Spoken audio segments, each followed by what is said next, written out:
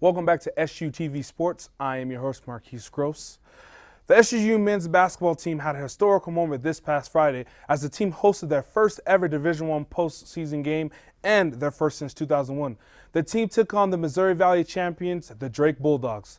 The game would go into overtime, but the Thunderbirds were able to pull off an 80-73 win in front of a rocking crowd in the America First Event Center. The T-Birds were led by freshman sensation Harrison Butler, who scored 21 points and grabbed 11 rebounds and played a huge role for the Thunderbirds on defense as well. With the team down 11 with just over 6 minutes to go, Butler and Cameron O'Leilton forced several turnovers to help the Thunderbirds go on a 9-0 run in only 45 seconds. O'Leilton did not have the best offensive game, but was still able to score 15 points and grab 9 rebounds. The win propelled SU to their second round of the CIT. Although basketball season is over, SUU's Brandon Better was able to play in a few more games as he was selected to represent the Big Sky in the Dos Equis 3-on-3 National Championships in Minnesota this last weekend. Better was selected along with Weber State's Burkott Chapman, Eastern Washington's Jesse Hunt, and Sacramento State's Elijah Graves. The four-man team was placed on a pool that included the Big Ten Conference and the Ivy and Horizon Leagues. With the NFL draft only 2 weeks away, several SUU football players are looking to improve their draft stock.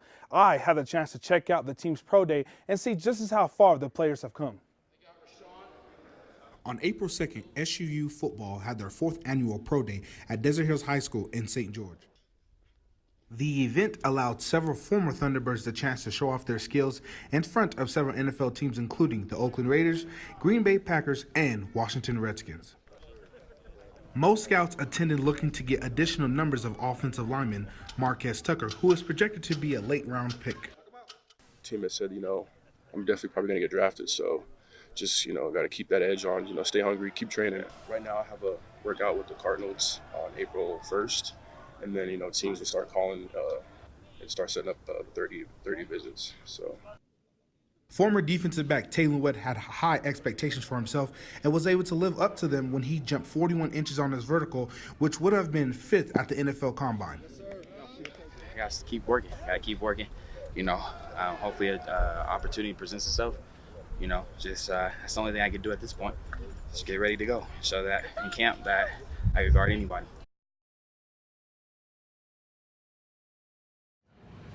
Coach, overall, a great performance, as you said already.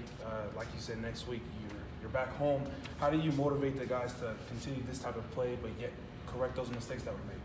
Well, we have a team that is inexperienced, and with that and we talked about getting off this inconsistent roller coaster, and that kind of comes natural as they're going through experiences and opponents for the first time.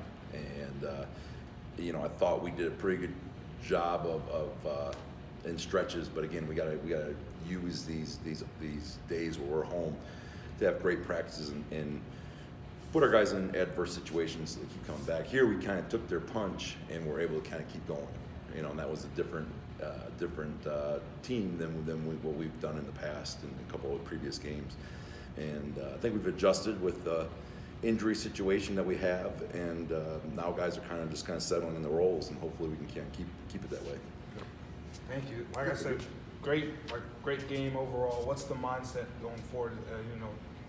Celebrate the win, but tomorrow. We'll let them get a rehab day tomorrow where we can get their bodies worked on, get better, get their legs underneath them, and then we're back to work on Monday, Tuesday, and Wednesday preparing for the important state and then Sac State in 2 days. So, we try not to get too high, not to get too low, because we wanted to build this consistency within our group, but we expect to win. How was Dre mentally, at practice? As you said, he had to overcome a tough injury back in October. How does that, translate to his work ethic in practice and obviously in the game, winning a game-winning shot?